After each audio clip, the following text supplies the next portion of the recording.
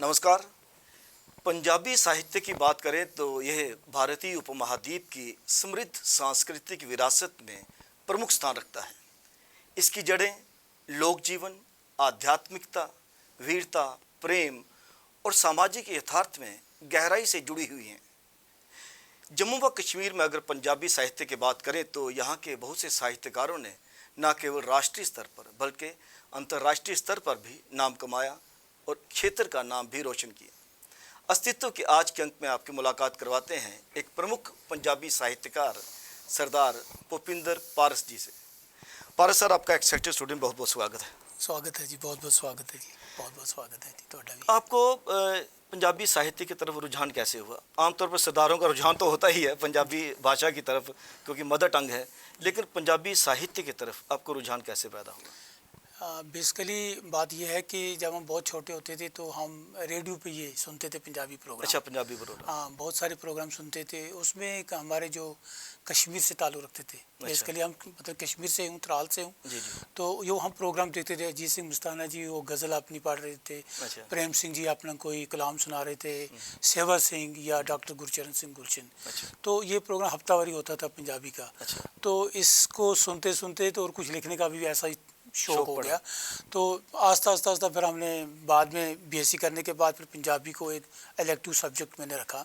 तो जिसमें बहुत सारे जो हमारे जो कश्मीर से पंजाबी पोइट थे, हमारे बहुत सारे गुरचरण सिंह जी थे, अपने हरजी थे, बहुत सारे ऐसे राइटर, उनको मैंने पढ़ना शुरू किया। तो इसका मतलब पंजाबी साहित्य कश्मीर में रचा जा रहा था? हाँ बिल्कुल, पब्लिश भी हो रहा था? बिल्कुल बिल्कुल। तो रीडर तक पहुँच थी इसकी, है ना? बहुत। मैं कह रहा हूँ कि हमारे पास डॉक्टर गुरचरण सिंह गुलशन एक बहुत बड़े स्कॉलर और पंजाबी के जानी मानी शख्सियत, जिनके बारे में कल भी हमने एक सेमिनार किया।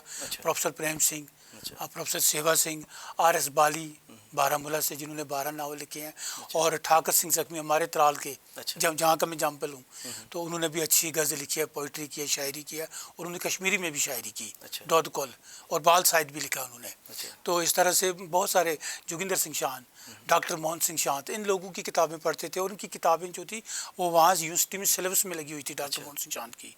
हाँ, तो कहने का मतलब ये कि हमने वहीं से ये सीखा और काफ़ी पहले सुना, उसके बाद इसको मतलब लिखने में भी हमने शुरू किया अपना काम सफ़र। तो आस्ता आस्ता सफ़र पंजाबी ज़ुबान के साथ, पंजाबी अदब के साथ, पंजाबी साहित्य के साथ बहुत प्यार हो गया। तो academy of art culture languages में आपने कब ज्वाइन किया था? मैंने 2010 में ज्वाइन किया था। अच्छा। एज असिस्टेंट एडिटर में डायरेक्ट सिलेक्ट हुआ। तो उससे पहले मैं गवर्नमेंट डिग्री कॉलेज त्राल में एज लेक्चरर काम कर रहा था। अच्छा। तो उस मतलब दौर में 3 साल में मुझे पंजाबी पढ़ने का, मुझे पंजाबी लिखने का भी, और बड़े बड़े राइटरों के साथ अपने पढ़ने का मौका मिला। तो उसके बाद मैंने कुछ अपनी नज़में लिखी और कुछ पोएमें जो लिखी पंजाबी में। तो एक बार बहुत बड़ा प्रोग्राम हुआ था बारामूला में। तो मुझे वहाँ मौका मिला कि आप कोई अपनी रचना सुनाए यहाँ पे। तो मैंने अच्छी तरह से उन सेवादारों के नाम पे एक कविता बनाई थी। तो उसको मैंने पढ़ा तो बहुत अच्छा अप्रिशिएट हुआ। तो और मुझे वहीं से अजीत सिंह मस्ताना जो है, उन्होंने कहा कि आप में वो साहित्य की कोई कड़ी हमें नज़र आ रही है, तो आप हमारे इसके साथ साहित्य के सभा के साथ जुड़ जाएं। तो मैंने तुरंत सभा के साथ में जुड़ गया। इधर से मैं कॉलेज के साथ काम कर रहा था, बच्चों को पढ़ा रहा था, और बहुत सारे इवेंट्स भी किए। तो आस्ता आस्ता फिर मैं पंजाबी और उर्दू ज़ुबान को भी मतलब देखता था। तो कहने का मतलब यह है कि हम जिस कल्चर में रह रहे हैं और जिस कल्चर में मैंने ये मतलब हासिल की है ये चीज़ें, वहाँ कश्मीरी ज़ुबान भी है, उसमें भी हमारा, हम बोल सकते हैं कश्मीरी, उसमें भी हमारा लहजा अच्छा है। और पंजाबी भी पढ़ते थे, और फिर ख़ास तौर पे हम जब गुरुद्वारे में जाते थे, वहाँ अपने कोई कविता ऐसे ही सुनाते, धार्मिक कविता, तो इससे हमारा अभ्यास जो बढ़ता रहा।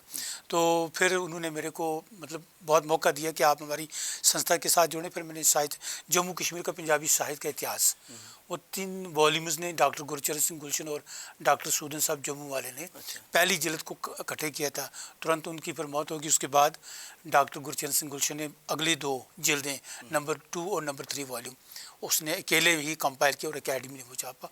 उससे बड़ी मदद मिली पढ़ने के लिए। मैं दर्शकों के साथ एक बात साझी करता चलूँ कि हम लोग ज़्यादातर कभी भी अक्सर कहा करते हैं कि J&K academy of art culture and languages में उस तरह से काम नहीं होता। लेकिन जब हम पंजाबी में रचे जा रहे, प्रकाशित हो रहे शिराज़ा की बात करें, तो शिराज़ा का एक मयार अलग से है। जी जी जी जी। राष्ट्रीय स्तर तक इसको माना जाता है कि बहुत अच्छा पब्लिश होने वाला ये मैगजीन है आपका। बहुत अच्छा है। मैं कहता हूँ कि 2010 से पहले जो शराजा डॉक्टर अरविंदर सिंह अमन एडिटर होते थे, इससे पहले अमरीक सिंह होते थे और बहुत अच्छे वो संपादक रहे हैं, उन्होंने अच्छा काम किया है। तो मुझे 2010 से जब ये 11 से चार्ज मिला तो सबसे पहले मैंने इसको ISS नंबर लगवाया। हाँ बिल्कुल। वो भी इसके पीछे बैक साइड में देखिए आप लगा हुआ है नंबर, वो हमने लगवाया और डोगरी शराजा को भी लगवाया और हिंदी को भी। ये बड़ी तो बात है। ये नहीं था, ISSN नंबर जो होता है रजिस्ट्रेशन नंबर दिल्ली से, ये हमने लगवाया ताकि हमारी जो ये पत्रिका है, जो हमारा जो शराजा है, इसकी वैल्यू बढ़ जाए। तो ये फिर जम्मू कश्मीर तक ही मुझे लगता है ज़्यादा महदूद था, सीमा इसकी बहुत कम थी। तो कुछ ऐसे जाते थे शराजा जिनकी मतलब इसमें रचनाएं छपती थी। तो कोशिश की हमने, उसके बाद फिर इसको आस्ता आस्ता जब इसका स्टैंडर्ड थोड़ा सा और ऊंचा किया और इसमें अच्छे अच्छे राइटरों को और बाहर के राइटरों को भी, जम्मू कश्मीर से बाहर दिल्ली, हरियाणा, चंडीगढ़, अमृतसर, मतलब पंजाब जितना भी है हमारे पास, तो उन लोगों से हमने रचनाएं मांगी और उसको इसमें हमने ऐड किया और अपने जम्मू कश्मीर के साहित्यकारों को भी, पंजाबी के साहित्यकारों को भी, और उनका वर्णमाला योगदान है। एक प्रश्न उभरता है कि जैसे अभी ये शराजा जो है वो J&K academy of art culture and language की तरफ से प्रकाशित हो रहा है, तो बतौर एक एडिटर कितनी रिस्पॉन्सिबिलिटी बनती है आपकी कि लोकल टैलेंट को बढ़ावा दिया जाए और उसमें कितना इनपुट होना चाहिए बाहर के साहित्यकारों? देखिए, कितनी रेशो आपको मेंटेन करनी पड़ती है? अगर मैं उस चीज़ लेवल पे जाऊं तो 50-50 मैं पूरा कर लेता हूं, लेकिन मैंने 60 रखा है अपने J&K का और 40 बाहर का, क्योंकि बाहर के लोगों को तो फिर भी एक्सपोजर के लिए बहुत से मंच उपलब्ध हैं। हाँ, बहुत सारे लेकिन एक बात कहूँ यहाँ मैं दोहराना चाहता हूँ, हमारे दर्शक यहाँ सुनते हैं कि शराजा पंजाबी में बहुत सारे बाहर के ही हमारे जो स्कॉलर्स हैं वो इसके ऊपर काम कर रहे हैं और वो चाहते हैं। अब मुझे वो कोई दिन ही नहीं होता जब मेरे पास कोई 4-5 कॉलम नहीं होती है, सर हमारे पेपर की हमें बड़ी ज़रूरत है और शराजा पंजाबी जो है UGC में है। तो कहने का मतलब ये है कि जब हम बलजीत रैना की कहानी को, शॉर्ट स्टोरी को शराजा में इंक्लूड करते हैं तो ये शराजा बाहर जा रहा है। हमारे बहुत सारे रीडर जो हैं कनाडा में बैठे हैं, अमेरिका में बैठे हैं, UK में बैठे हैं, जर्मनी में बैठे हैं, पाकिस्तान में बैठे हैं, बहुत दूर दूर तक बैठे हैं। और जब इस शराजा को पढ़ते हैं वो अपने विचार लिख के भेजते हैं कि शराजा किस कदर का है और इसकी स्थिति आजकल कितनी है और ये किस स्टैंडर्ड पे है और किस लेवल पे है, और जिन रचनाओं को हम छापते हैं उनका मकसद क्या है। वो आज की जो यहाँ हम देखते हैं कि जो हमारी आजकल की जो ज़िंदगी है, जो सोशल मीडिया ने हमें टच किया है, जो फेसबुक है, जो इंस्टाग्राम है, जो कुछ चीज़ें हमें मतलब सामने आ रही हैं, तो मुझे लगता है कुछ ऐसी चीज़ें हैं उनको गढ़ के, उनको संभाल के, उनको एडिटिंग के बाद तो काफ़ी मतलब करना पड़ता है, बहुत कुछ सोच समझ के, तो उनको हम इसमें इंक्लूड करते हैं। तो शराजा का कद जो है ये बहुत ऊपर हो जाता है। और ये बात आप मतलब समझेंगे कि जो हमारे शराजा विशेष नंबर छपे हैं उनमें ज़्यादा फोकस करना पड़ा कि हमारी जो पर्सनैलिटीज़ हैं जिनको हमने मतलब इस शराजा में समर्पित किया, डेडिकेट किया है, उनकी कंट्रीब्यूशन को सलाम है, उनकी कंट्रीब्यूशन, उनकी ज़िंदगी को हम सल्यूट करते हैं। डॉक्टर गुरचरण सिंह गुलशन का स्पेशल नंबर है, प्रोफेसर प्रेम सिंह का है, सेवा सिंह प्रोफेसर का है, ज्ञानी करतार सिंह कोमल, हमारे पास डॉक्टर मनोजीत, जनाब खालिद हुसैन साहब का नंबर हमने निकाला है। इस तरह से आप कृपाल सिंह किसाली जो थिएटर के साथ जुड़े थे, कवि रामतन का हमने नंबर निकाला है।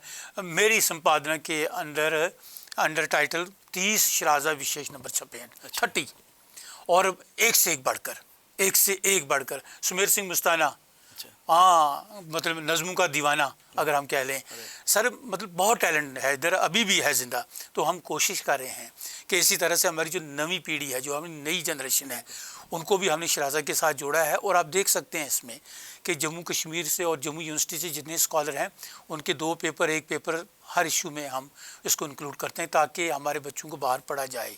तो एक चीज़ मैं और आपसे जानना चाहूँगा कि जैसे आपने कहा कि प्रकाशित साहित्य दूर दूर तक जाता है जी पोस्टल माध्यम से, लेकिन आप नहीं समझते कि अगर रीच पंजाबी शराजा की अब्रॉड भी है, जर्मनी में पढ़ा जा रहा है, ऑस्ट्रेलिया में पढ़ा जा रहा है, कनाडा में पढ़ा जा रहा है, तो इसको डिजिटली भी देना चाहिए?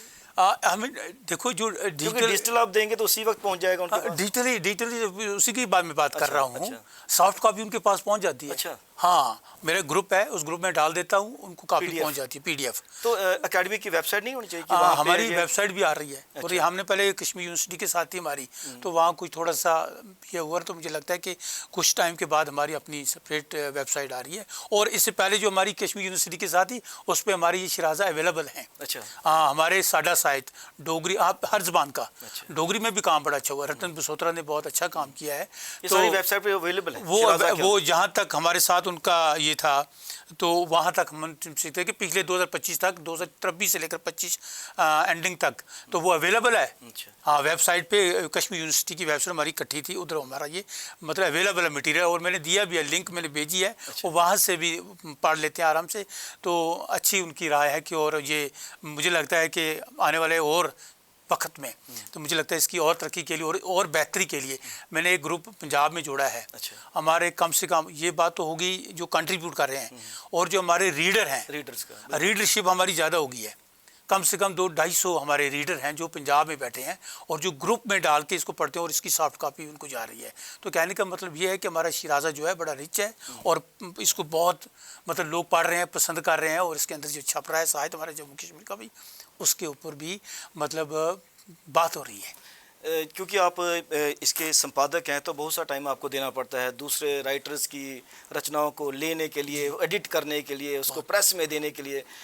इससे कहीं आपका मौलिक साहित्य हिट होता है? टाइम कम रहता है फिर?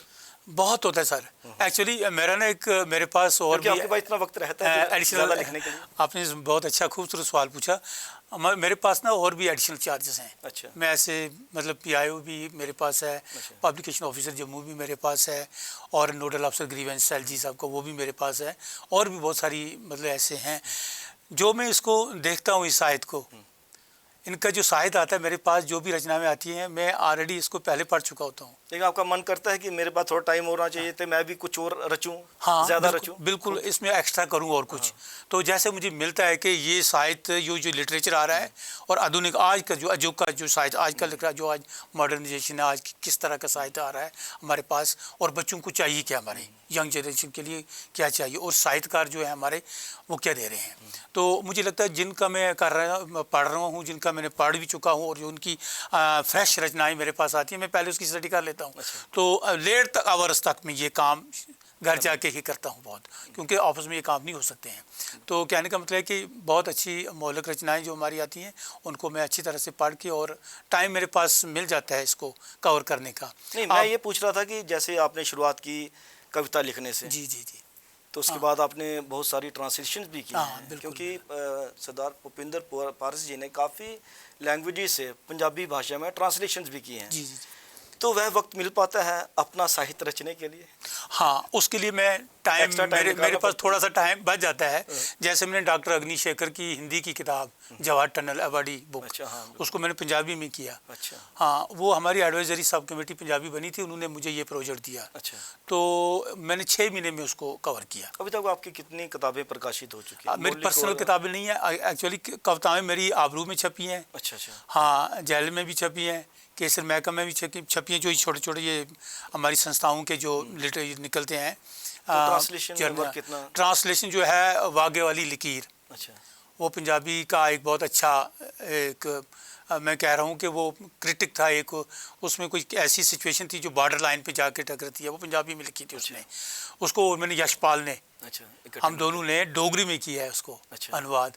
तो उसके बाद दूसरी एक नावलेट था छोटा, खून के आंसू, वो मैंने हिंदी में ट्रांसलेट किया, और उसमें मुझे बहुत अच्छा अवार्ड मिला था यूपी से। अच्छा। हाँ, 2018 में। तो पंजाबी के साथ आप हिंदी में भी लिखते हैं? पंजाबी से मैं हिंदी में, मैं डोगरी पढ़ लेता हूँ। अच्छा। मैं हिंदी भी, उर्दू, कश्मीरी पढ़ लेता हूँ, लिखनी भी थोड़ी होती है। तो इन सब भाषाओं का मेरे मतलब अंदर एक ज्ञान है अब, कि मैं डोगरी में भी बात कर सकता हूँ। अच्छा। तो हिंदी में तो मतलब हो कर ही रहे हैं, और जो डोगरी है इसका मैंने साहित्य बहुत पढ़ा है। एंडी जमाल साहब की कहानियों को मैंने पढ़ा है, अपने इसके ललित मगोत्रा साहब की किताबों को पढ़ा है, आपकी पोइट्री को मैंने पढ़ा है।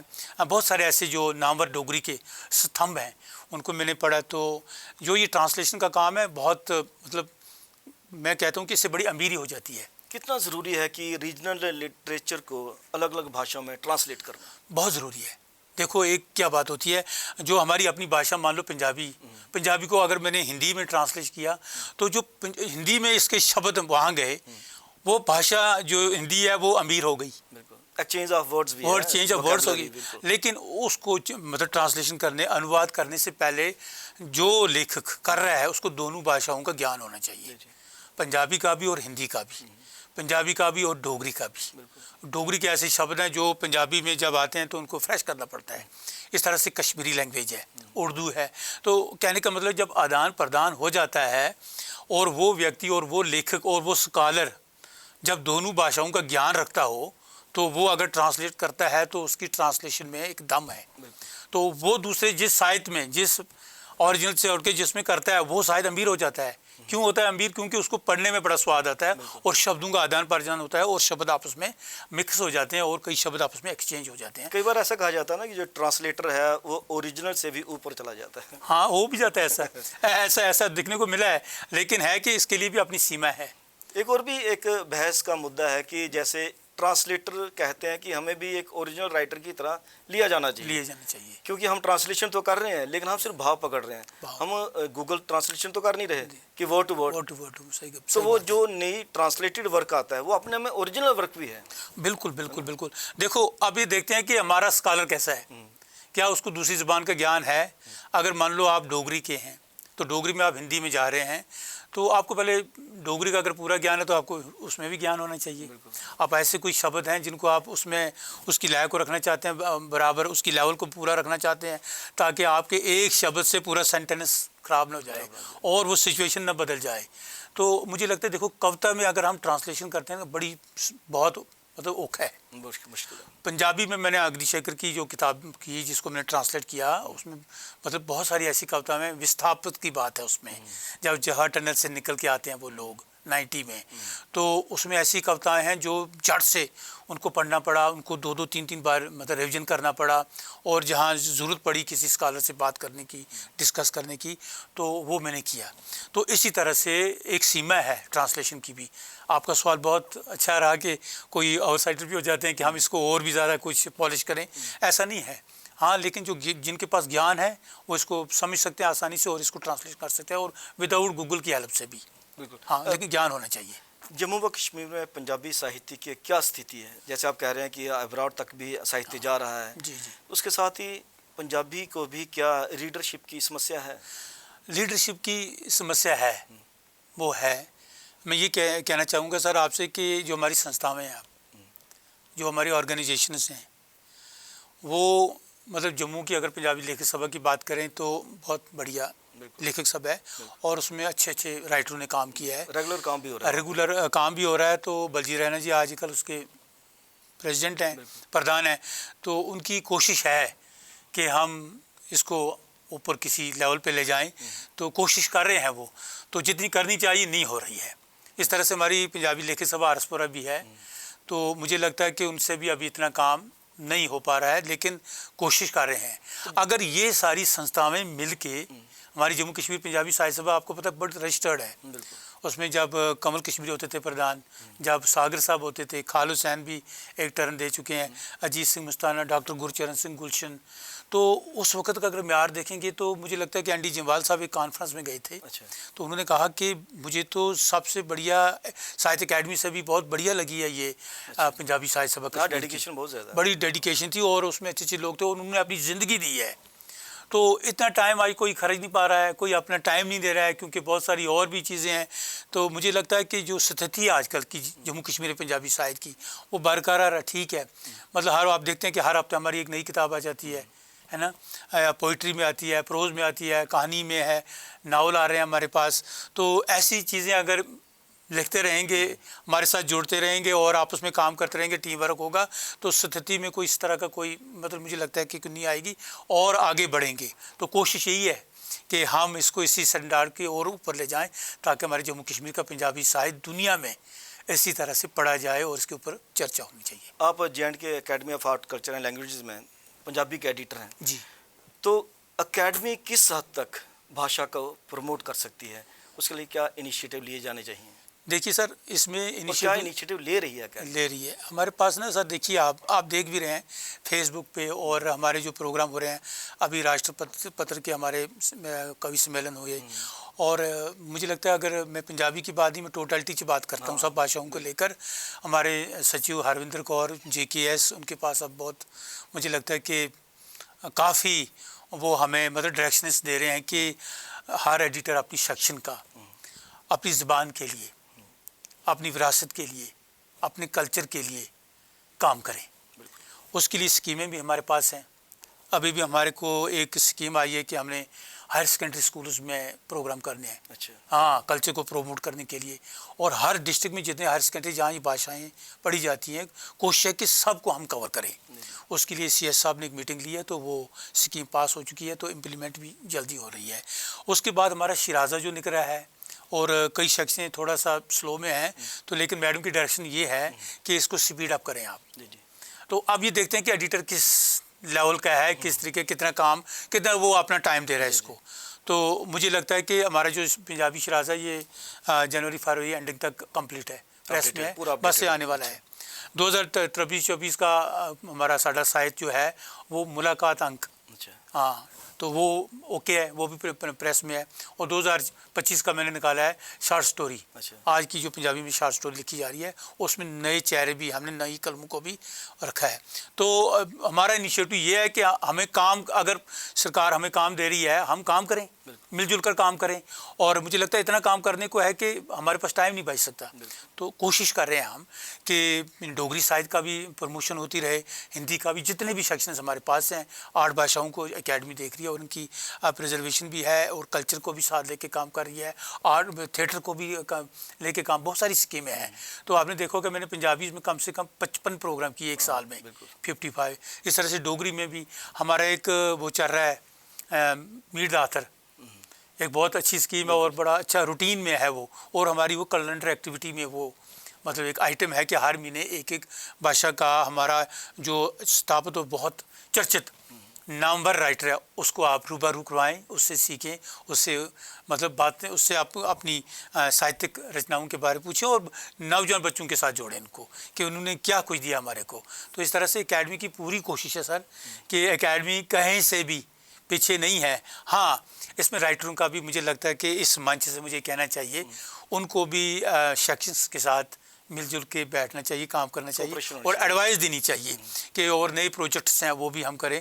तो मुझे लगता है कि हम जल्दी, हमारी सब एडवाइजरी कमेटीज़ भी आ जाएंगी, तो वो हम मीटिंग रहेंगे, तो उस मीटिंग में हम एजेंडे पास करेंगे कि हमने कौन कौन से फ्यूचर में प्रोजेक्ट्स करने हैं हर ज़बान को लेकर। तो ये एकेडमी की भरपूर कोशिश है। उम्मीद करेंगे सर जो आपने इनिशिएटिव गिनवाए यहाँ पर एकेडमी के, जल्दी पूरे भी होंगे। आप एक्साइटेड स्टूडेंट्स में आपका बहुत बहुत धन्यवाद। थैंक यू सर, आपका भी बहुत बहुत शुक्रिया। अस्तित्व के इस अंक में आपने बातचीत सुनी सरदार भूपिंदर पारस जी से। उन्होंने कहा कि JNK academy of art culture languages के बहुत से फ्यूचर प्लान हैं। उम्मीद करेंगे कि वह फ्यूचर प्लान हमारे अस्तित्व को, हमारी भाषा को, हमारी सांस्कृतिक विरासत को सहेजने, उसे प्रचार और प्रसार देने के काम भी आएंगे। कैमरा पर्सन करण सिंह के साथ राजेश्वर सिंह राजू को आप दीजिए इजाज़त। नमस्कार।